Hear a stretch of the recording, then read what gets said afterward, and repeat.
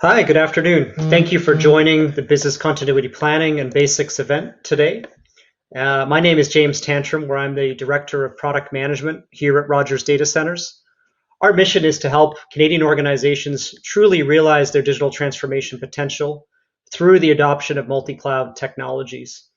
We help businesses, in fact, optimize and load their workloads in the right cloud, whether that be on-prem, in a colocation facility, in one of our hosted cloud environments, or in fact the public cloud, really in order to minimize costs, maximize control, be scalable, and always be secure. I'm very fortunate today. I'm joined by a really distinguished colleague of mine, Craig McLellan, who is the Chief Executive Officer at ThinkOn Inc. Craig, and I think it goes without saying, is very much an innovator and thought leader when it comes to business continuity, disaster recovery, and data protection. He's really been at the forefront of technology innovation and data security in Canada for over 25 years. Presently, Craig runs ThinkOn. This is an organization that has grown organically and through strategic acquisition, and is actually 19th on the Profit 500 list of fastest growing companies in Canada. Craig's leadership and insights really presents him several opportunities.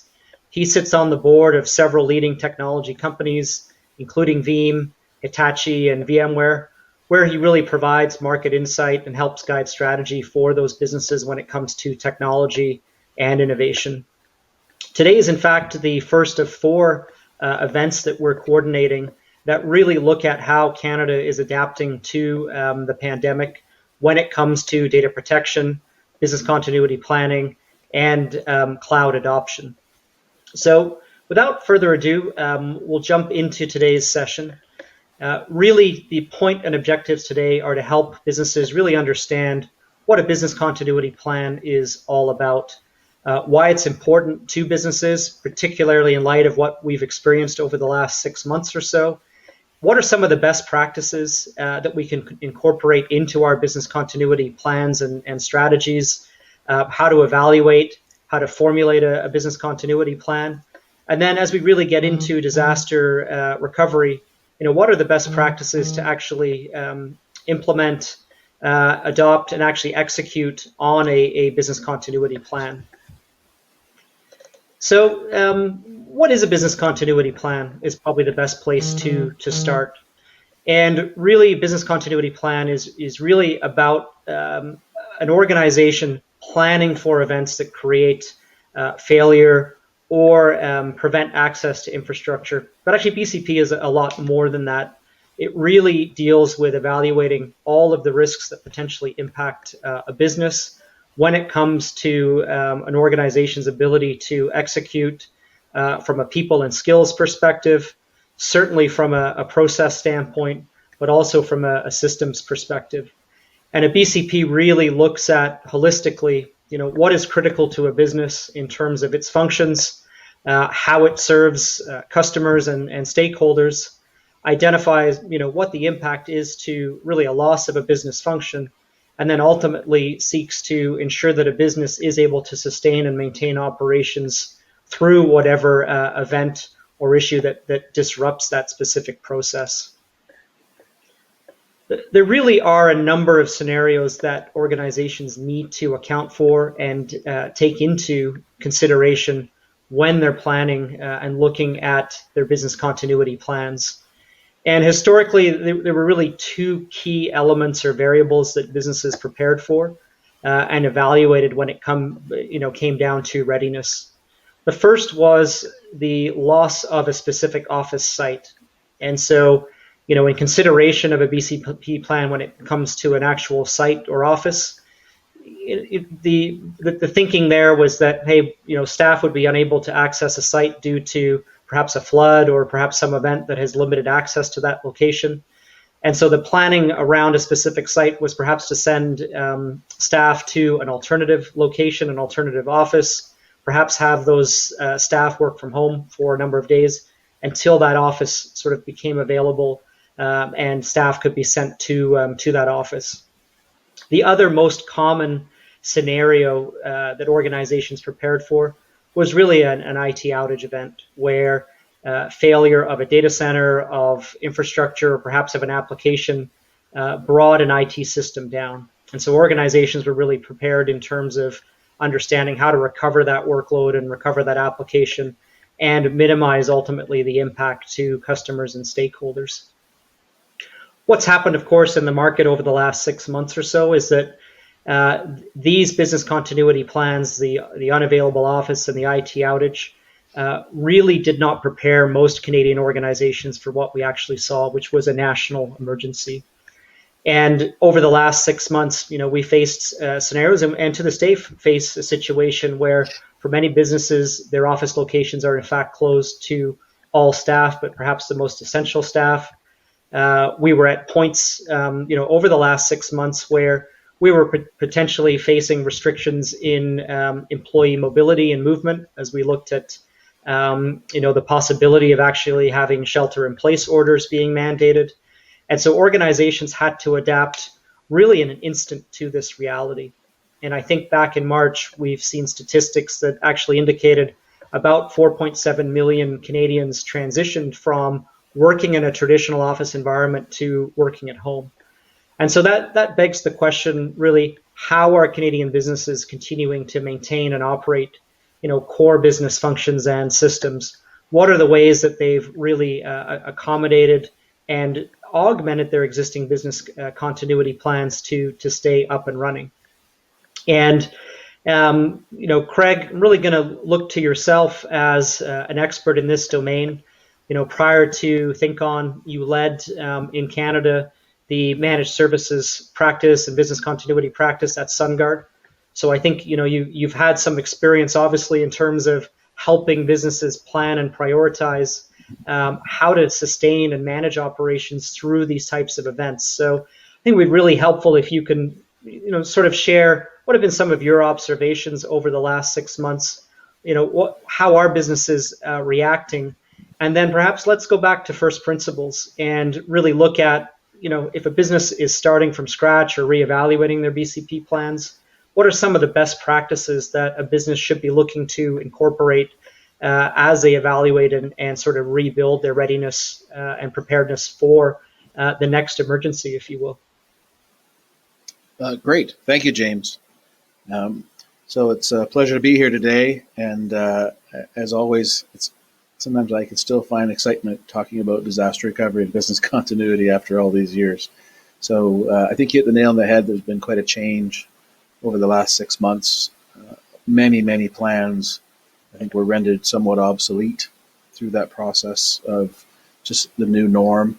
And I was thinking about my own business. We sent 58 employees home in one day in March, and we suddenly introduced 58 new attack surfaces for the malfeasance that goes on out there. And a lot of times people don't consider what's happening in the area of malware and ransomware to be another form of disaster. So just as one small comment I would make, and that is that you need to consider those sorts of events to be disasters. I continue to hear every day about some new organization that's suffered a ransomware attack, and my heart goes out to every one of them. But it's amazing to me how simple the planning can be to avoid it in the first place, just by thinking beyond traditional disaster recovery mechanisms. So to your point, let's just go back in time a little bit and talk about some basics. So I think it's always prudent to just remind people of some terminology because it's used a lot in the industry today. I have a bit of a twist on this, recovery point objective and recovery time objective. I like to think of recovery point objective as really referring to how much data are you prepared to lose. In the case of ransomware, you can lose everything forever. So that's a pretty meager position to be in. But at the same time, if you're not doing simple backups, you're really creating a scenario where you could be giving up a day's or 2 days worth of data, yet more and more organizations run their business on a very small set of applications, whether they be on-prem, in a colo facility, or in the cloud. None of those three service delivery scenarios allow you to abdicate responsibility for knowing what your recovery point objective is and making sure you can actually achieve it.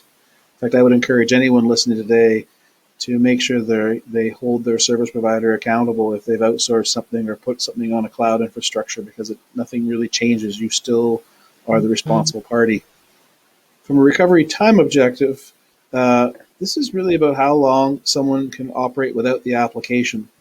And I've sat through a lot of business impact analysis work over the years and heard people talk philosophically about 65 and 70 applications, when the reality is there's 3 or 4 that run the business. So I like to be pretty practical here and remind people that the recovery time objective is really about what it takes to get the business up and functioning. I like to say the applications that keep you in business and keep you out of jail are the applications that really matter. And you have to have a very aggressive timeline when it comes to recovery time objective anymore, because of the speed at which business is conducted.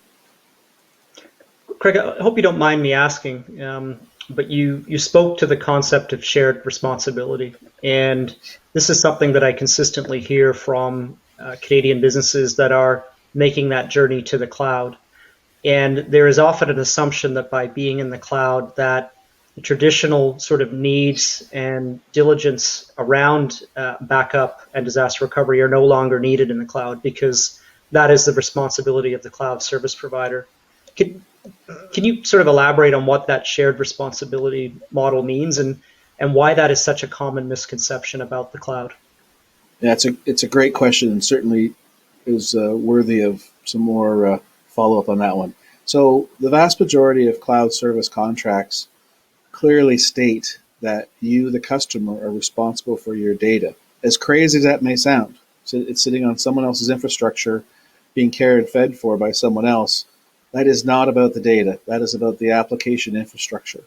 And there is a long list of people who inadvertently lost data.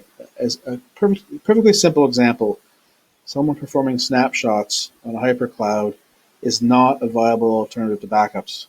Snapshots age out. They typically go to a very short period of time. Great for a quick recovery, not great for a keep the business doors open scenario. So, James, to really cut to the chase with your question, you can't wash your hands of making sure your data is safe. You have to at least be very clear contractually who is doing it. And I like to say, prove it. If some service provider is saying, yeah, we got that, then no better opportunity than to say, prove it. And what you'll find very quickly is that, oh, it actually is still your responsibility. That's great, Craig. I think the learnings here are somewhat timeless, and the need to protect the integrity of data is always paramount. So let's get into some of those best practices. Yeah, so I think there's 3 here that we should talk about today. The reality is, if we had time, there's probably 10 or 15. But the first thing that I like to remind people of is that in the past, you could design for continuous availability out of the box, and you could pull that off because the application or the infrastructure was very monolithic. But things are complex. So you want to achieve continuous availability because, frankly, that is the only way to ensure transactional integrity, and it allows you to avoid disruptions. But you have to design for failure in order to achieve that. You can't live on a wing and a prayer that the infrastructure I put up is going to actually sustain that. You need to make sure that the infrastructure and the application has been designed to suffer a failure and not disrupt availability. So that's one key thing. And it may sound simple in words, but you would be surprised how many application architects and infrastructure operations people like to think that they can design an infallible system when all the best systems are designed for redundancy. The second is workload mobility. It's not good enough to say I've got a backup and I can restore it. I now need to be able to relocate it and move it as quickly as possible, somewhat like an evacuation process. So you need to be able to make sure that your applications have as few permanent hooks, if you will, or proprietary hooks into other infrastructure components so that you can actually move workload. This is not a trivial snap the fingers and I'm going to move an application if it's one of 5, but it really helps people think about the design aspects of this by thinking, well, am I actually using a proprietary API? Am I using a RESTful API? But at the end of the day, this is all about separating applications so that you can move them and put them into the best infrastructure which ultimately then feeds into the last point here about multi-cloud agility.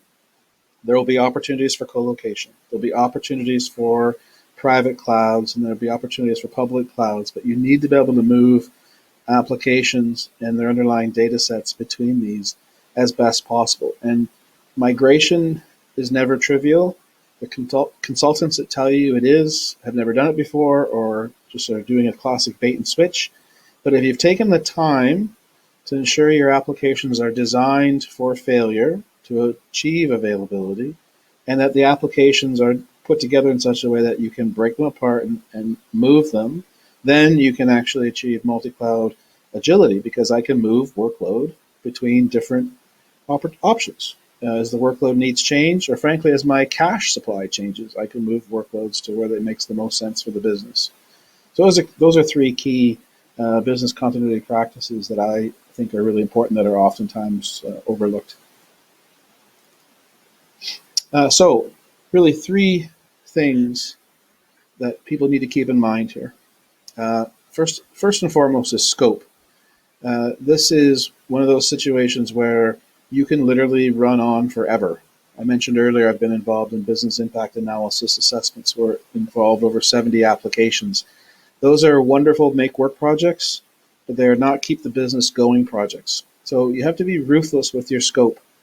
And as I said earlier, it's really about the applications that keep you in business, and that's really about keeping your customers happy and your suppliers paid.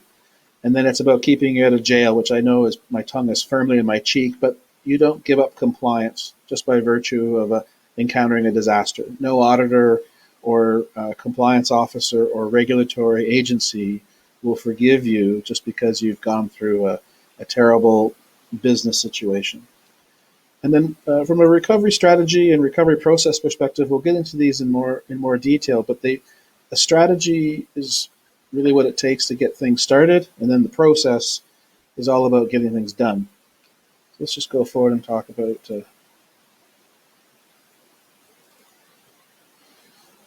so before going further, let's talk about some more detail on scope. So there's some questions you really need to ask yourself and ask others. A key aspect of business continuity planning is this is not something you should do alone. This is something you should do with your coworkers and any sort of stakeholder that's in the business, or a third-party provider that's key to the value chain that you've created. You need to understand how much does an hour of downtime cost? And I realize that can, that's a very difficult question for many people to answer, but it's important, especially now. It's very important to understand what it costs to actually be offline for an hour, because that's how you make a business decision. And how much, then it's easy to extrapolate per day. If you're a 724 shop or a 5x9 shop, it's a different price. But now you know what you're working with and what you really need to have risk against. How long can you be without that system before you start to see revenue loss? And revenue loss is a tricky thing, because some customers leave today and come back tomorrow. Some customers leave today and don't come back. And I can't tell you what kind of customer you have, but depending on what the nature of your customer is, this answer is very different. Because if the next order is the last order, then you need to be up and running much more quickly than if you have a long-term contractual relationship and a customer understands that you've experienced a problem. In fact, customers will normally be very empathetic as long as it's not something that's self-induced. How long does it take to recover the system? That's a funny question too, because people in the systems community take this for granted. But in the days of COVID, imagine if you were suddenly without 50% of your staff because they've gone into quarantine, or their family's in quarantine, or worse. And you don't always have the most experienced and the most gifted people available to execute these sorts of recoveries. So you need to really think through this. Another great reason why continuous availability is important. And then the question about data breach. It's a funny thing. No one likes to talk about data breach, obviously for very good reasons.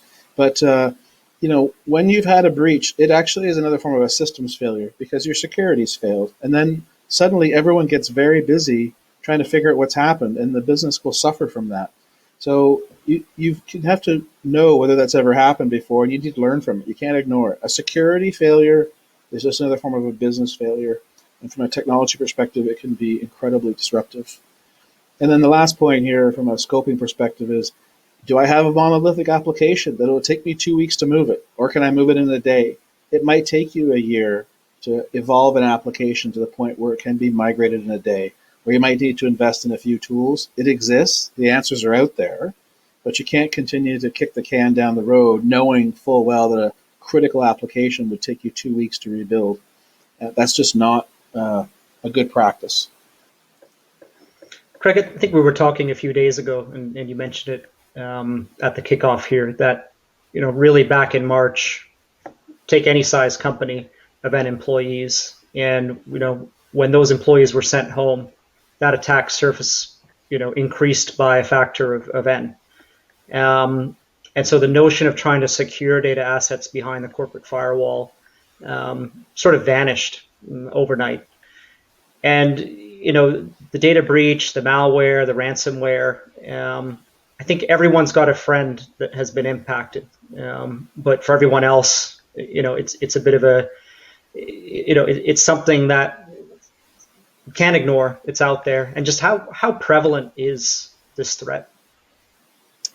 Well, I think the threat is a lot more prevalent than any of us want to say, but I'll tell you that it's everywhere. Because it's human nature.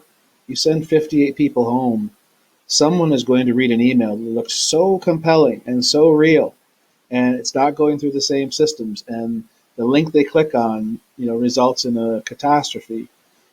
So those are very real. But I would tell you that the flip side of this is there are some very simple things that people can be doing that will dramatically reduce the risk. You're going to hear this term more and more, air gap. Put an air gap between a copy of your backup and the digital systems that access it. As soon as you remove, for instance, the ability for a hacker to programmatically access a copy of a backup, you've now just made yourself a much safer place, because that means that only you have access to the data. It might be somewhat inconvenient to get it, but it's a heck of a lot more convenient than having it wiped out or encrypted programmatically just because it was accessible. And that's called air gapping. And it's something that I think your team at Rogers can certainly talk more about. Great, thank you. Yeah, my pleasure. So what's a recovery strategy? I would say there's 5 key tenets to consider here, but they all have a little different role to play. First of all, strategy starts with a living, breathing document. I cannot tell you how frustrating it is when someone has to blow the dust off of a recovery strategy document because the business is not evolving at the rate of dust collection. It's evolving much more quickly, but it does require you to actually write stuff down. But it spells out how you're going to overcome an operational challenge. And by the way, as the types and frequencies of challenges changes, so does the recovery strategy. It's not good enough to say I'm still dealing with a smoking hole. I now need to deal with 58 employees going home. You need to know really what you're dealing with in a recovery time objective. Both how much data can I lose, how long can I be without the application. You just have to know. If you don't know that at the strategy level, then you cannot execute on this. And that ties into what the IT organization can really deliver. As I said earlier, monolithic applications, legacy infrastructure, it's a very different challenge. And there are some organizations out there today still running applications on infrastructure that you couldn't buy for the last 5 years because they've been either afraid or challenged or frankly taxed for time on completing the migration. But IT has to be involved in this conversation.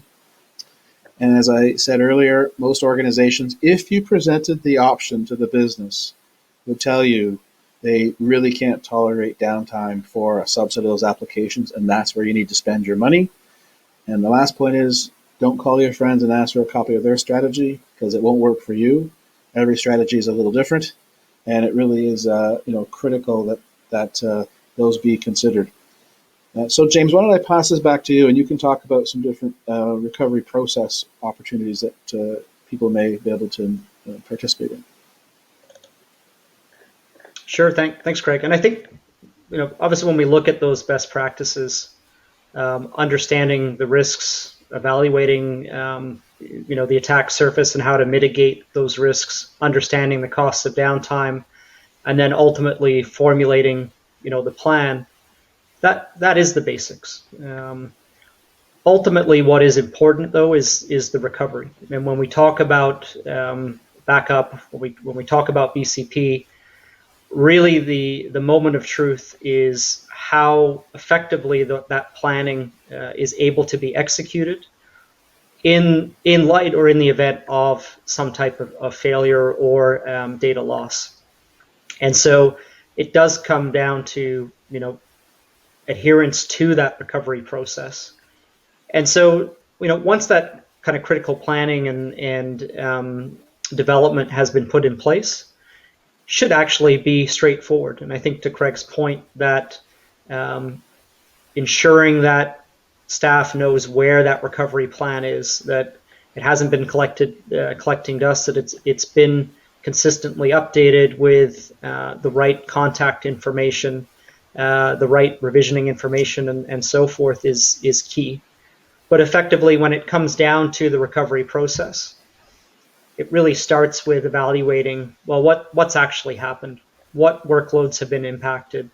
For those workloads that are down or are degraded, what is the reason for that outage? Is it infrastructure failure at a server or at a storage level?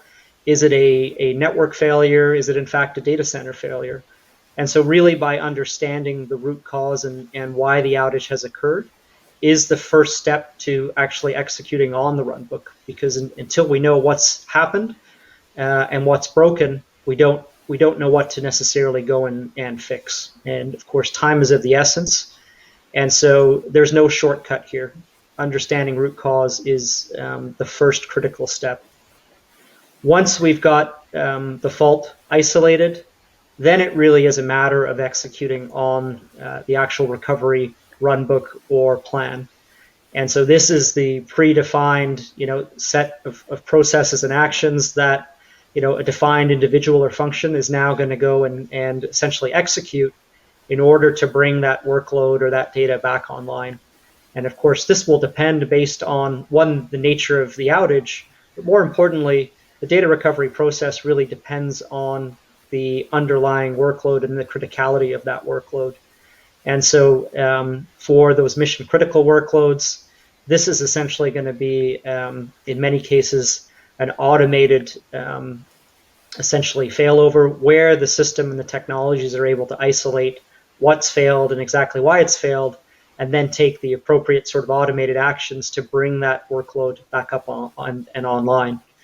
For less critical applications, this may in fact be a very manual process where there's a recovery of data from a tape library or from a cloud backup repository, and that data needs to be in fact loaded onto a new infrastructure that's being built. And so this really goes back to that set of planning and understanding what the recovery point objectives and the recovery time objectives are, and ensuring that, particularly from that recovery time objective, meaning how quickly does this application need to be up and running, that the data recovery process is aligned with those expectations.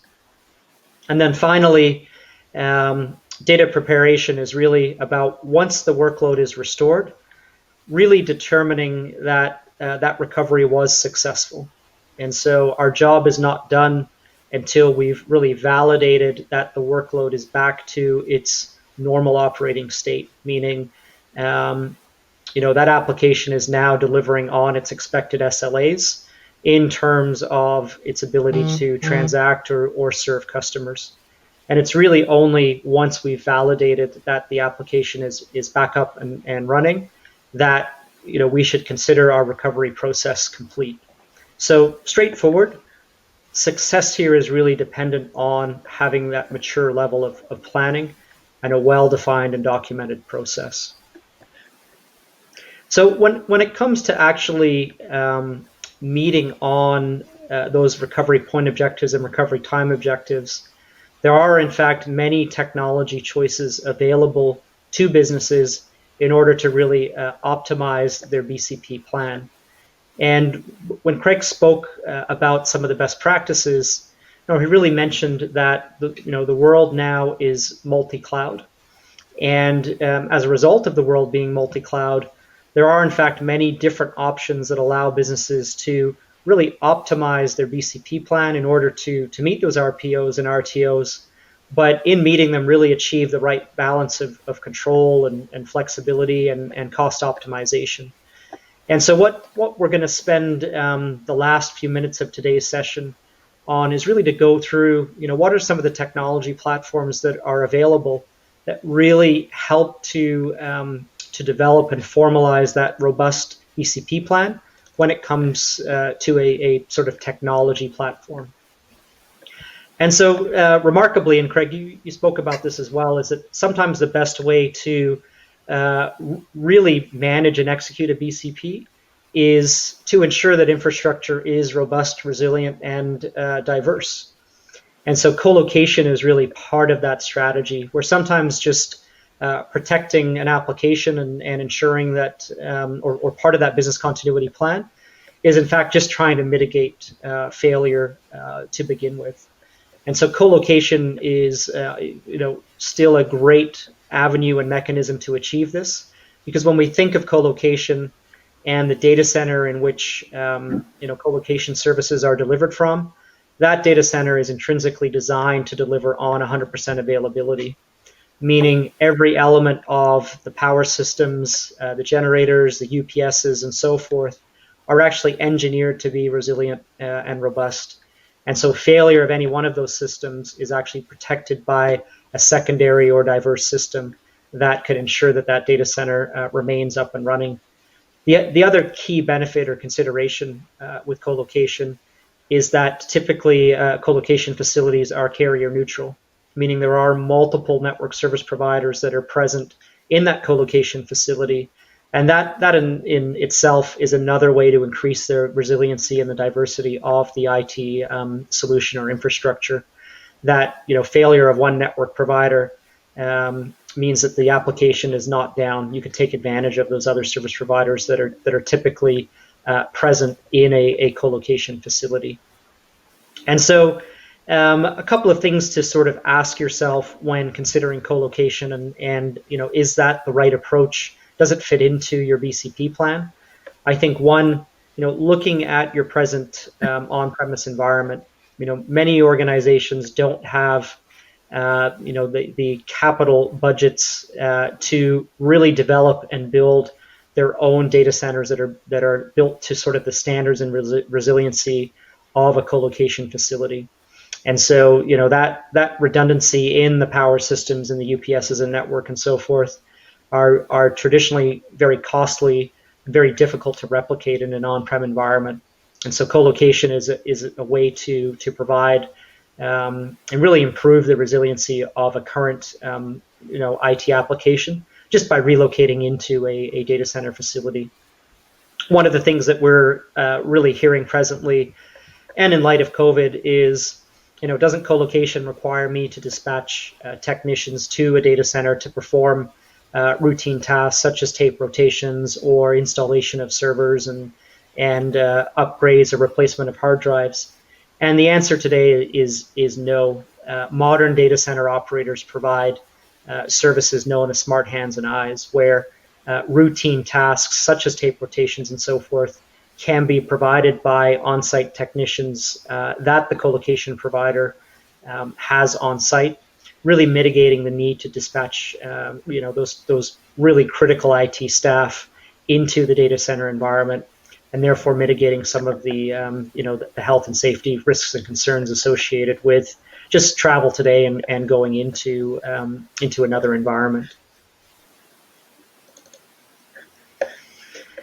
The next technology and service that has really revolutionized BCP is of course the cloud. And when I speak to the cloud here, I'm really talking about the ability to virtualize and run workloads in multi-tenant and single-tenant environments that are managed and operated by a hosting or a cloud provider. And again, one of the key benefits of cloud is that it typically is engineered to deliver on extremely high availability SLAs. And again, the resiliency of that cloud solution typically begins with the engineering of the underlying data center, meaning the actual location where that cloud is hosted is designed to provide 100% uptime. And so by virtue of that, that helps ensure that the cloud environment, is up and running and is less prone to failure.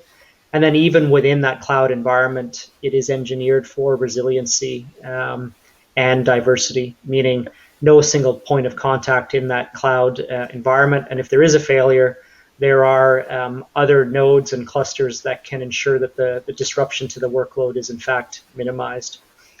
The other thing that cloud has really, I think, shone and delivered through the pandemic is its ability to very rapidly scale.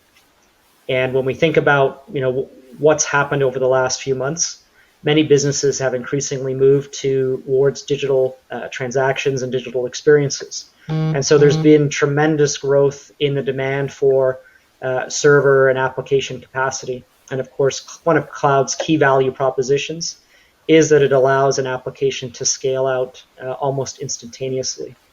And so something that is often overlooked in a BCP plan is that a business continuity plan can be about addressing a surge in demand, meaning if demands for products and services grow or grow exponentially, how does an organization respond and ensure that customer experience and SLAs are met?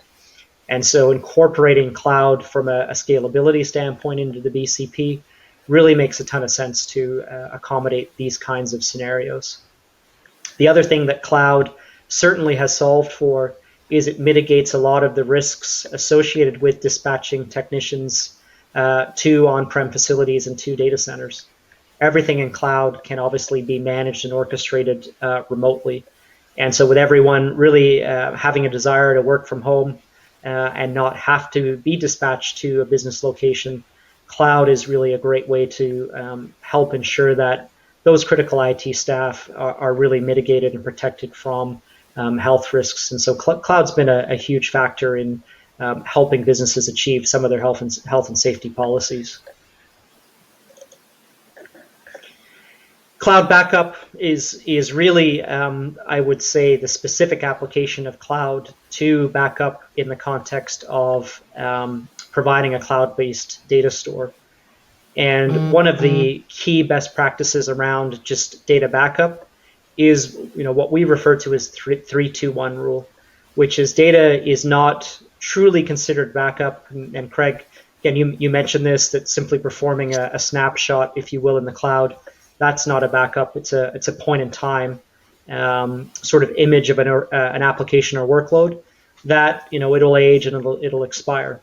And so the 3-2-1 rule really states that, hey, you've got to have at least 3 copies of data to ensure that that you've got that resiliency and robustness in your your backups of data. The 2 is essentially that you're using at least 2 discrete medium, meaning you can't have those 3 copies of data sitting on the same hard drive or sitting on the same tape. There's got to be some distribution or air gap, if you will, between those copies, and different media support that. And then the 1 rule is really that at least one of those data copies is stored offsite, meaning if there was a critical failure of a specific site or location, that you've got a copy of that data stored somewhere else. It can be recoverable. And so cloud backup really helps organizations accelerate adherence to 3-2-1 because it provides essentially a +1 to each of those. It allows you to go from 2 copies to 3 very quickly. It allows you to get from 1 medium to 2 medium very quickly. And certainly it being cloud in itself is offsite and discrete from where the data originates. And so cloud has allowed organizations, and cloud backup specifically, has allowed customers and organizations to really mature their set of backup policies very quickly and very cost effectively. So a couple things to consider when it comes to cloud backup. I think first and foremost, are you compliant on that 3-2-1 rule? Are you meeting all of those attributes? And if you're not, cloud backup's a great way to get there. I think in terms of current state, particularly with many IT staff and administration staff not in the office. How effectively and how regularly are traditional tape rotations occurring? And so data still being backed up? And of course, moving to cloud and cloud backup really eliminates the need for a lot of those manual processes around tape dispatch and tape rotation and so forth. And then, how quickly can data be recovered if data is lost? And one of the core benefits of cloud backup is that data can be validated and can be recovered virtually instantaneously. And so that's a huge step forward, if you will, from traditional tape media, where recovering tape, even identifying which tape holds data, that can be a process that spans several business days. Cloud allows that to, sort of that order of executions, finding the right data set, validating the data set, and recovering the data set allows that to be done in a matter of seconds. And then finally, disaster recovery as a service, which is really the marriage of all of the above, if you will. Disaster recovery as a service brings the resiliency of a 100% uptime data center with the elasticity and scalability of the cloud, along with the kind of offsite nature of cloud backup, brings those together in order to provide essentially a turnkey disaster recovery capability that allows businesses to really, in a matter of seconds in many cases, fully automate the recovery of workloads in the event of a failure at a primary site. And this really allows RPOs and RTOs to be essentially drastically reduced in a way that truly realizes the economies of the cloud, meaning we can get RPOs and RTOs down to minutes with very, very moderate costs, if you will, by really harnessing the elasticity of the cloud. And so a couple of key things to consider today is just, in terms of RPO and RTO objectives, how real are they? How are you actually able to execute and deliver on your defined RPOs and RTOs? A cloud-based disaster recovery as a service really will allow you to accelerate and get to those extremely sort of tight and lower SLAs, if you will. The other is just when previously evaluating disaster recovery as a service was sort of the economics of it prohibitive, meaning disaster recovery solutions typically required an entire secondary stack to be deployed. And so, what that means is essentially to deliver on that replication and disaster recovery type solution, the cost of the IT environment was essentially doubled because you had to double up on the data center, double up on the compute infrastructure, and so forth. Leveraging the cloud has really changed the economics, where that secondary site can be brought up on demand instantaneously, meaning the economics of a cloud-based disaster recovery service are much improved over solutions that were commonplace just a few years ago. And so that's another thing to sort of evaluate and consider when looking at a cloud-based disaster recovery plan. So finally, really tying this back to Rogers, and as I kicked off, Rogers really is your partner in terms of accelerating your digital transformation and the digital transformation of Canada. And a couple of sort of key offers, if you will, really designed to help Canadian businesses adapt and thrive through the pandemic. And essentially the opportunity to trial and test drive our virtual private cloud product for a period of 60 days. And then from a data protection standpoint, both our Veeam Cloud Connect product that allows for essentially the native capability of Veeam to target and back up to the cloud, allows a Rogers data center to be targeted. We're providing that at an offer of 50% off as well. And Zerto, which is our cloud-based Zerto disaster recovery capability that again harnesses the power of our data centers, of our cloud, and of the Zerto technology to really enable an automated disaster recovery capability that allows applications to be to fail over and recover in a matter of seconds or minutes is also at 50% off. And we're holding those offers off, holding them over until the end of the year, because these have been so critical for Canadian businesses through the pandemic. And so with that, I'd like to thank Craig for your leadership and guidance on the BCP journey. We've got a few minutes left at the end of today's session for Q&A, and I'm going to ask our moderator, Samiti, to help orchestrate the questions. Thank you, James and Craig. That was a great session. Thanks for sharing all these insights. We have a few questions here. The first question is, what are some of the steps that organizations are taking to mitigate the risks to IT workers? Sure. I think what I can share is, particularly through the pandemic, some of the thinking that Rogers implemented in our data center business.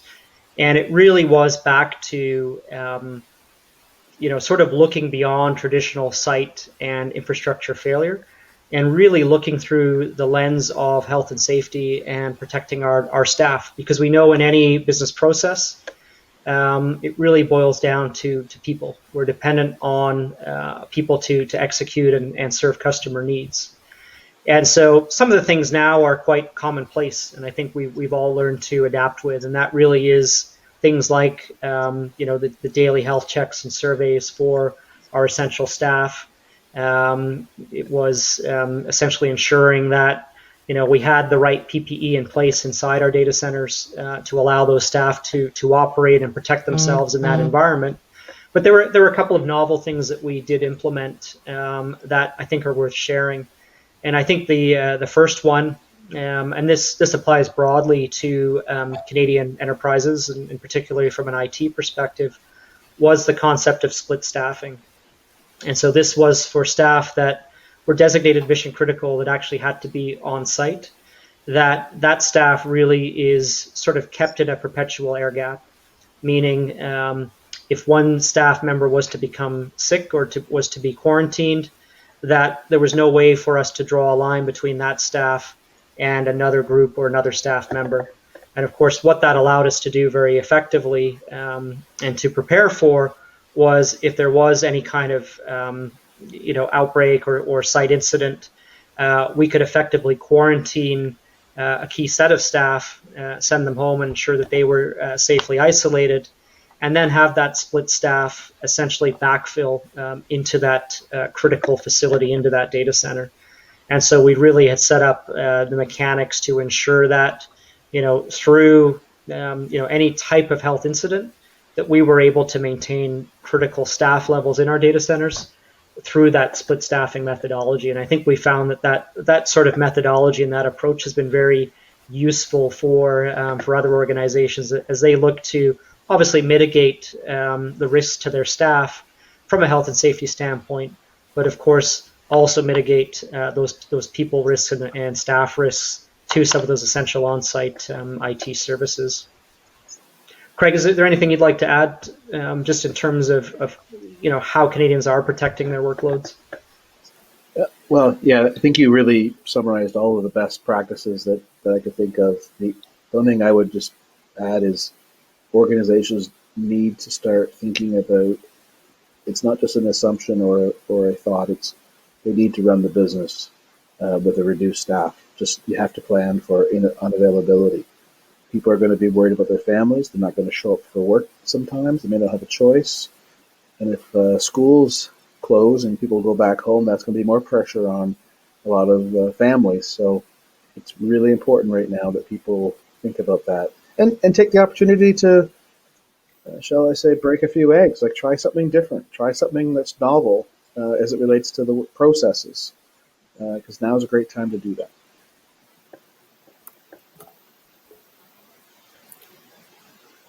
Thank you, Craig. We have another question. How do I determine the best data hosting model for my business between on-prem, colocation, and cloud? Is one more resilient than the other? I think it's a great question. And, with the acceleration and adoption of cloud, the question's not becoming simpler to answer. And so simply put, there are more and more technology choices that are available to customers when it comes to really optimizing their IT environments. And I look at it as a glass kind of half full, right, or full.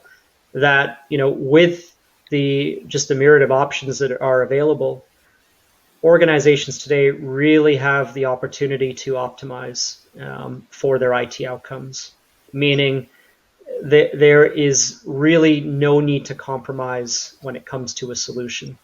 And so, we're able to pick the right technology, whether it is on-prem, whether it is colocation, whether it's cloud, and achieve, the right level of RPOs, RTOs, achieve, the right level of flexibility and elasticity, achieve the right level of control and ownership of the technology. And so what really becomes the challenge is particularly where many organizations today are facing critical skill shortages. Fulfilling IT roles was a challenge prior to COVID. And of course, now we've got additional headwinds in terms of, just our ability to execute skills wise. What we really recommend is that, organizations work with service providers that are familiar with and offer multiple technology choices, right? And so, I will hold Rogers out as an example, because our approach and our methodology and our belief is that one cloud can't possibly solve for every set of outcomes. That in order to deliver the best outcome to our customers, that there will be a breadth of technology and data protection solutions that are needed in order to truly sort of meet the needs of every application and every stakeholder in that business. And so what we are increasingly seeing, and I think the industry is very much embraced, is it is a multi-cloud world. And organizations that are being successful in their digital transformation are really able to securely integrate across all of these different technology stacks, whether it's their legacy sort of on-prem environments, whether it's co-located in infrastructure, whether it's hosted, or whether it's public cloud. All of those stacks have to essentially coexist and interoperate with each other in a way that is as sort of frictionless and as simple as possible. And so that really requires an operator that does have experience across all of these different domains. The one thing I might add is, of those three scenarios, pick two. It's not a question of picking one of the three. You really do need to have data in at least two physically separate configurations, in my opinion. Okay, thanks, James and Craig. We have 3 more minutes and I have 2 more questions, so I'm just going to combine them. Does the cloud protect my workloads from data loss and failure? And are there any data sovereignty risks associated with storing data in the cloud? I think those are 2 great questions. And I think we briefly addressed it, Craig, that there is a misconception around cloud and the notion that data is protected in the cloud. And so we spoke a little bit about the shared responsibility model, where every cloud sort of service provider will essentially point to the tenant or the customer and say that the data is your responsibility. There was a widely sort of circulated IT article a few weeks ago where one of the top 5 sort of accounting and compliance firms was reportedly had lost the essentially Teams or Microsoft Teams data and Microsoft Teams chat data for about 100,000 or so employees. And this wasn't the result of anything malicious. This was a routine sort of policy change that an IT staff member made to the IT system that essentially deleted all that information.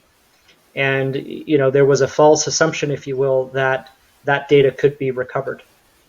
And of course, that was not correct. That data has been lost, and that data is irrecoverable based on the data protection strategy that firm had designed. And so I think when we look at the technology platforms and options that we presented today, Rogers has the capability to secure and back up Office 365 and Teams data, in the cloud, sort of adjacent to Microsoft, and Craig, to your point, two different places.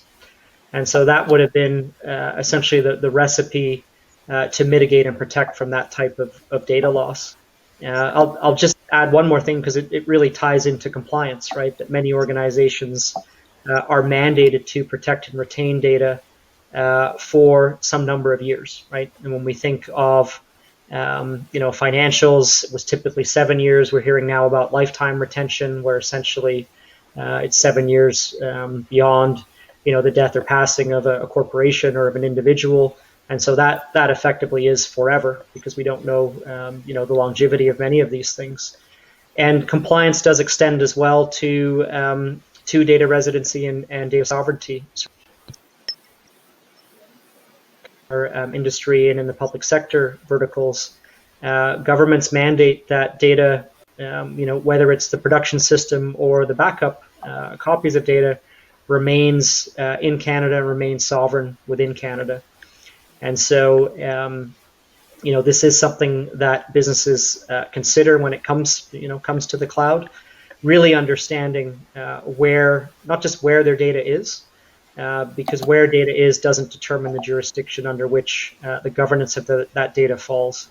It really falls or depends on who is hosting the data. And if the data is hosted by a foreign or a US entity, generally speaking, the expectation is that the jurisdiction of that data is the home of where that cloud provider is resident, or where they live. So an important consideration for many regulated industries.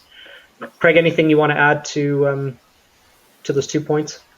Yeah, I think you nailed the first one completely.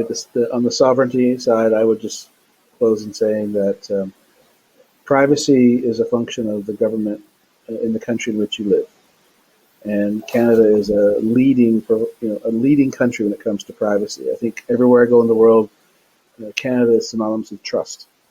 So I see no reason to sacrifice that alignment by using a provider that isn't actually Canadian. I'll leave it at that. That's great. Thank you, Craig.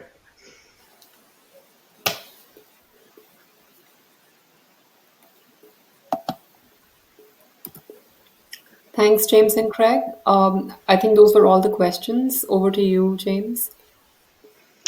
So I'd like to, first thank Craig for participating today. I think the insights and the advice that you've given were invaluable.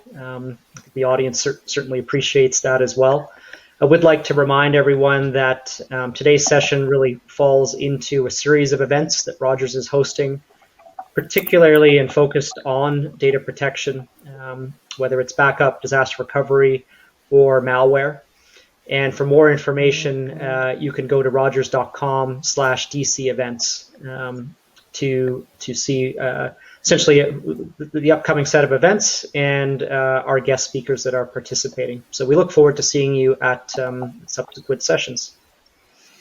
So with that, I'd like to wrap up, and we will see you soon. Thank you. Thank you too. Bye-bye.